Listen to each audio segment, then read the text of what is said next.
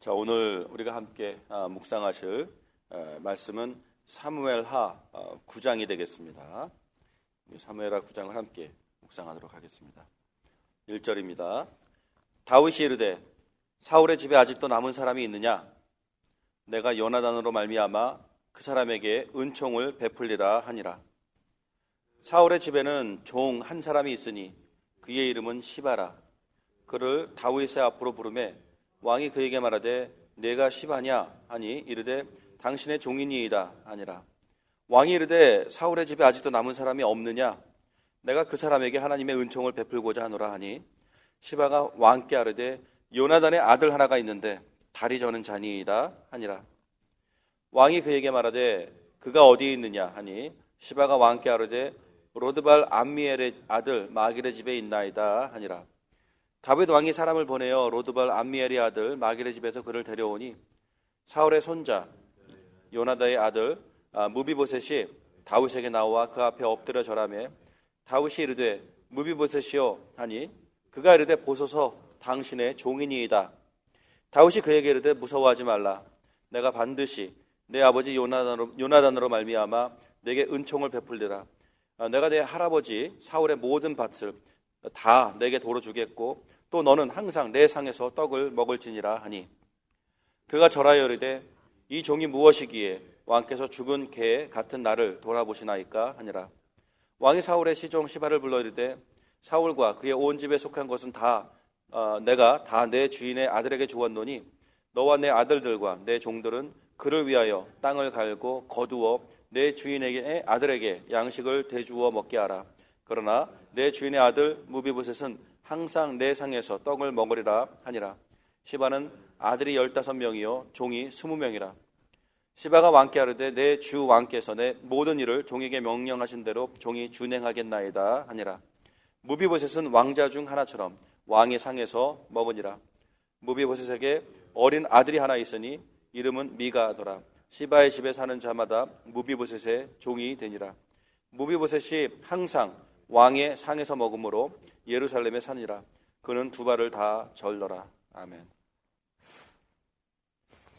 우리는 예전에 묵상했었던 말씀들 중에 다윗은 점점 더 강하여 가고 사울은 점점 더 쇠퇴하여 가는 이런 기록들을 우리가 보면서 그 과정이 어떠했었는지에 대해 쭉 진행되어져 왔었던 모습들을 보게 됩니다. 오늘 완전히 그 종지부를 찍고 있는 모습을 보게 됩니다. 이제 사울의 집안 사람들은 다윗을 주라고 부릅니다. 그렇죠? 주라고 부르고 왕이라고 부르고 스스로를 당신의 종이다라고 부르고 있는 모습을 보게 됩니다. 지금 요나단의 아들이죠. 무비보셋입니다. 무비보셋이 왜 이렇게 불구자가 되었습니까? 급하게 도망가다가 그를 돌보던 유모가 이 아이가 이제 어린 아이였을 때에 떨어뜨려서 그 다리를 못 쓰게 되었는데 오늘 마지막 구절을 보게 되니까 두 다리를 둘 다 못 쓰게 되어지는 완전한 불구자가 되어져 있는 모습을 보게 됩니다. 사무엘하 9장은 우리들에게 참 그 놀라운 그리스도인의 품성을 배우게 되어지는 참 귀한 장입니다. 여러분도 느끼셨겠지만 다윗을 보면서 우리가 무엇을 자꾸 느껴지게 됩니까? 무엇이 자꾸 보입니까?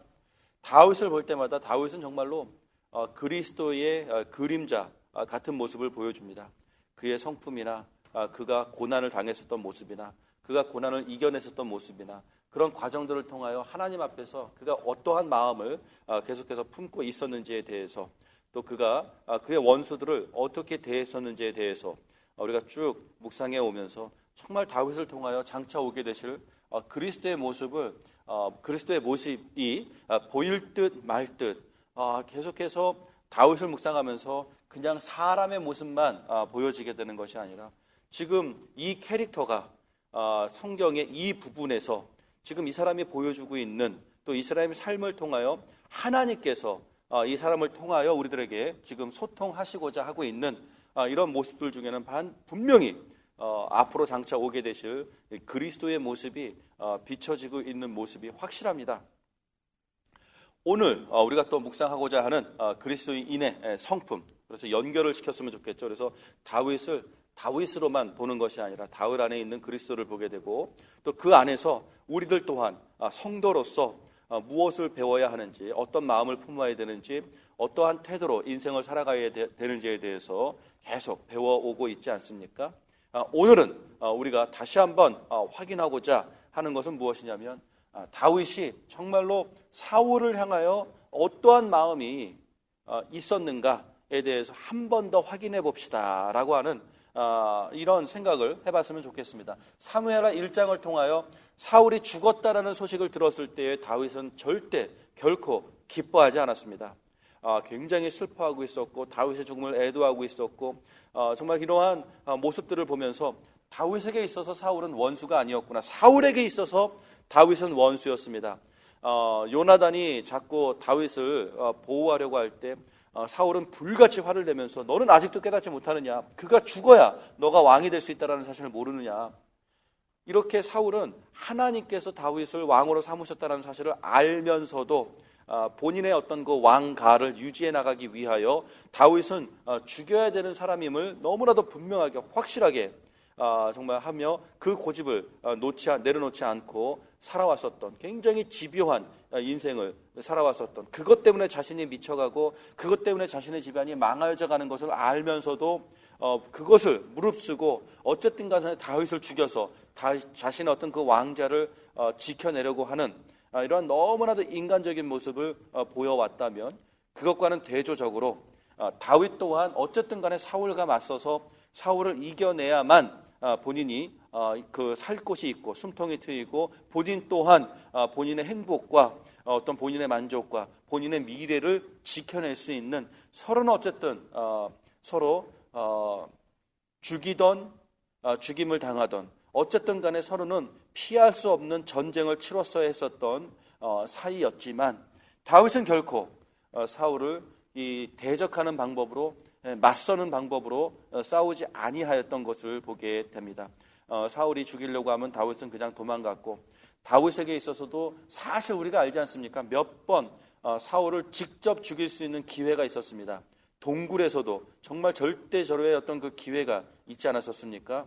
사울이 모든 사람들의 어떤 자기의 어떤 그 경호원들을 잠시 두고 동굴 속으로 들어가 무엇을 했습니까? 용변을 보고 있지 않았었습니까?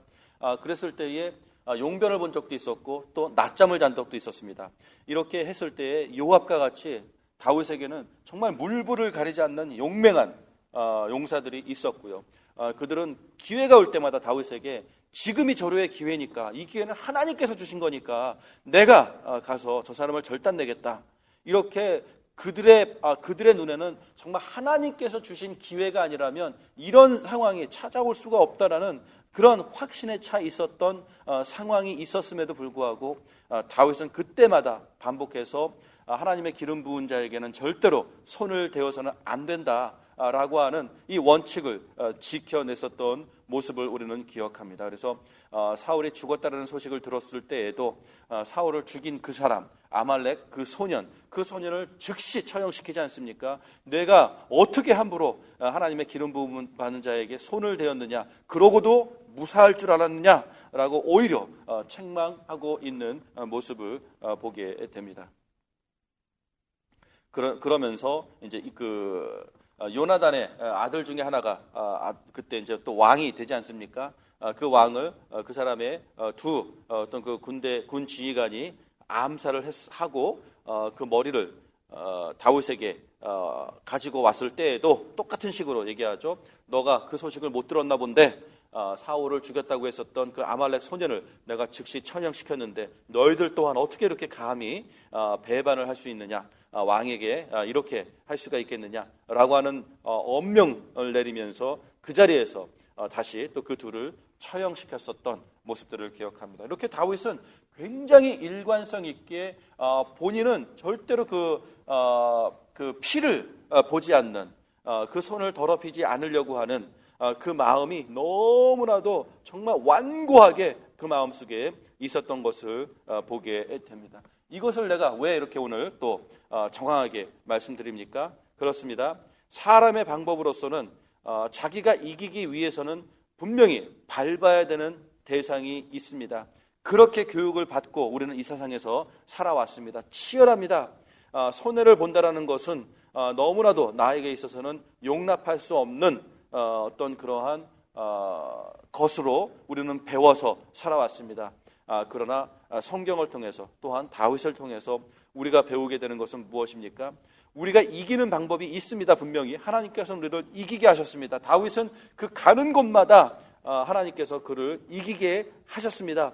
우리가 계속 보지 않습니까? 사무엘하 8장에서도 두 번, 세 번 계속해서 반복해서 항상 하나님께서 그를 이기게 하셨다라는 놀라운 선포, 놀라운 기록, 놀라운 확인들이 계속해서 거듭해서 반복해서 나타나고 있는데요. 오늘도 다윗이 어떻게 이기고 있는가를 보여주고 있습니다. 그리고 다윗이 그동안 어떻게 이겨왔는가를 우리들에게 보여준 것입니다. 무엇입니까? 자기 손에 피를 묻히는 방법을 다윗은 절대로 사용하지 않았다라는 것. 그리고 두 번째는 정말 그 사도 바울이 얘기하는 하나님 앞에서 원수를 갚는 것은 하나님 앞에 있으니 성도들에게 있어서는 원수 갚는 일을 하지 마세요라고 하면서 오히려 그 원수에게 사랑을 베풀고, 그래서 그 원수가 굶주리거든 먹을 것을 주고 추위에 벌벌 떨거든 그 입을 옷을 주는 것, 바로 이런 방법을 통하여 우리는 오히려 원수를 갚아가는 것입니다라는 이러한 교훈들을 우리들에게 주었듯 다윗이 그것을 몸소 실천하고 있는 모습을 보게 됩니다. 철천지 원수였었던 사울 왕, 그래서 사울 왕의 그 일가 가족들은 다윗의 입장에서는 그 3대를 멸종해야 되는 이것이 너무나도 인간적인 그 관계 속에서는 당연한데, 다윗은 오늘도 이렇게 사울의 집에 은총을 베풀어야 한다는 사실을 잊지 않고 있습니다. 충분히 잊을 수 있고 마음에 가끔 생각이 나더라도 충분히 접을 수 있고 내색하지 않을 수 있는, 전혀 어느 누구도 다윗에게 이것을 요구하지 않고 어느 누구도 다윗에게 이것을 기대하지 않고 있는 상황 속입니다. 정치적으로 민심을 사기 위해서 사람들의 마음을 어쨌든 돌려내기 위해서 하는 어떤 제스처, 연극, 신용, 이것이 절대로 아닙니다. 어느 누구도 이것을 요구하지 않는 상황 속에서 오히려 다윗이 오늘 1절에 물어보지 않습니까? 사울의 집에 아직도 남은 사람이 있느냐? 무슨 말입니까? 계속해서 다윗은 그 마음속에 잊지 않고 있는 것이 있습니다. 내가 요나단으로 말미암아 그 사람에게 은총을 베풀리라. 요나단과의 한 약속이 있습니다. 사울이 아무리 그렇게 험악하게 자신을 대했음에도 불구하고 다윗은 요나단과의 했었던 그 젊은 시절의 약속들을 잊지 않고 있습니다. 그리고 그 약속을 어쨌든 요나단이 없는 상황 속에서도 혼자라도 그 약속을 성실하게 이행해 가고 있는 모습을 보게 됩니다. 이것을 이행하지 않아도 되는 이유가 수만 가지가 있었을 것입니다. 그래서 그런 정당성이 있고 어느 누구도 다윗을 탓하지 않을 수 있고 어느 누구에게 있어서도 그때 그 약속은 무효다라는 것이 정당화할 수 있는 상황이었음에도 불구하고 다윗은 그 약속을 지켜내고 있는 모습을 보게 됩니다. 이것을 통해서 우리가 배워야 될 부분이 무엇입니까? 그렇습니다. 성도가 이 땅을 살아가면서 성도가 인생을 향하여 갖추어야 되는, 지켜내야 되는 인생의 태도, 마음가짐이 있다라는 것입니다.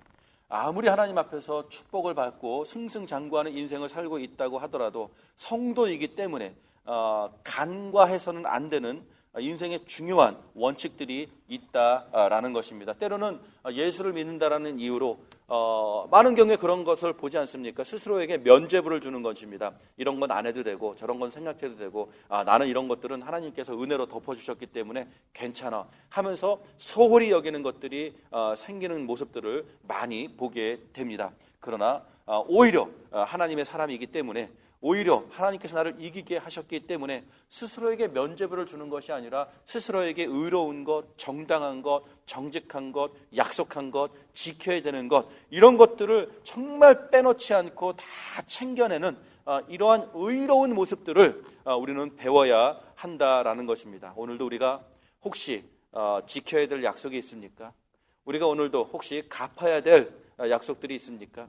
우리가 오늘도 혹시 정말로 보여줘야 할 의로운 태도들이 분명히 있습니까? 그동안 잊고 있었던, 그동안 미루고 있었던, 그동안 놓치고 있었던, 그동안 간과해오고 있었던, 아니 스스로에게 면죄부를 주어서 계속해서 정당화하면서 이제는 괜찮다, 이제는 안 해도 된다, 할 필요도 없다, 그 사람은 그냥 내버려두면 된다, 기타 등등의 이유들을 내세워서 내 스스로 마음속에서 버린 사람들이 있습니까?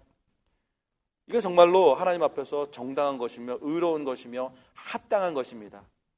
우리가 정말로 원수 갚는 행위를 오늘도 내가 내 마음속에 품고 있다면 그것을 하나님 앞에서 내려놓을 수 있는 훈련을 받아야 할 것입니다. 하나님 앞에 나아가 정말로 하나님 앞에서 나에게 주어진 것은 은혜를 베푸는 것, 사랑을 베푸는 것, 관계를 회복하는 것, 바로 이런 것들이 하나님 앞에서 내가 해야 될 일들이지, 정말 이러저러한 이유를 들면서 아까도 말했듯이 다윗에게 있어서 너무나도 정당하고 너무나도 마땅하고 당연한 이런 것들이 있었음에도 불구하고 다윗은 그것을 선택하지 않고, 불편하지만 그럴 필요가 없지만 그에게 있어서 지켜야 할 약속이 있었고, 그가 정말로 하나님 앞에서 사울의 집안에 베풀어야 할 어떤 그 도의적인 정말 이런 의무가 아니죠. 하여튼 도의적인 어떤 이런 모습들을 다윗은 하나도 놓치지 않고 지켜내고 있는 모습을 보게 됩니다. 왕입니다. 지금 이 사람이 바쁜 사람입니다. 나라를 지켜야 됩니다. 전쟁을 해야 됩니다. 그리고 그 나라를 이끌어야 됩니다. 지금 정치를 해야 되고 국무를 다 지금 치러내야 되는 굉장히 바쁜 인생을 살고 있습니다. 이렇게 소홀하게 시간을 보낼 필요도 없습니다. 이유도 없습니다. 그러나 정말 사소한 것임에도 불구하고 그 사소한 것들을 놓치지 않고 있는 모습들을 보게 된다라는 것입니다. 인생의 교훈이 있습니다. 하나님께서도 이 말씀을 하십니다. 작은 일에 충성한 자에게 하나님께서 큰 일을 맡깁니다. 정말 큰 일만을 사모하면서 나는 큰 사람이니까 앞으로 커야만 돼, 그래서 큰 일을 해야 돼 라고 하는 어떤 큰 그림들만을 그려나갈 때에 우리는 자칫 잘못하면 작은 그림들을 놓쳐낼 수가 있고, 작은 그림들에 대해서는 굉장히 소홀할 수 있는 이러한 실수를 범할 수 있지만, 오늘 이 말씀의 교훈들을 통하여 정말 작은 일을 챙기는 것, 이 소홀히 여길 수 있는 부분들을 놓치지 않고 지켜내는 것, 그래서 하나님 앞에서 정말 인간다운, 정말 의로운, 성실한, 정말 사람들 사이에서도 반드시 놓쳐서는 안 되는 이러한 작은 것들을 우리가 오히려 성도이기 때문에 더욱더 소중히 이런 것들을 다 챙겨낼 수 있는 인생을 살아가는 것, 이것이 하나님의 보시기에서도 의로운 것이고, 우리가 정말 사람과 사람을 대하면서도 이러한 것을 챙길 수 있는 사람이 아름다운 사람 아니겠습니까? 정말 사람 냄새가 나는 사람 아니겠습니까? 정말 우리가 그러한 정말 사람의 기본적인 그 아름다움들을 우리 스스로가 정말 나의 인생에 이런 것들을 놓치지 않는, 그래서 내 인생을 정말 하나님 앞에서 또 사람 앞에서 이 세상 앞에서 정말 아름다워 보이는 그 삶의 모습들을 본인 스스로가 다 이렇게 챙겨갈 수 있는 그러한 멋진 인생이 되기를 주님의 이름으로 축원합니다. 같이 기도하겠습니다.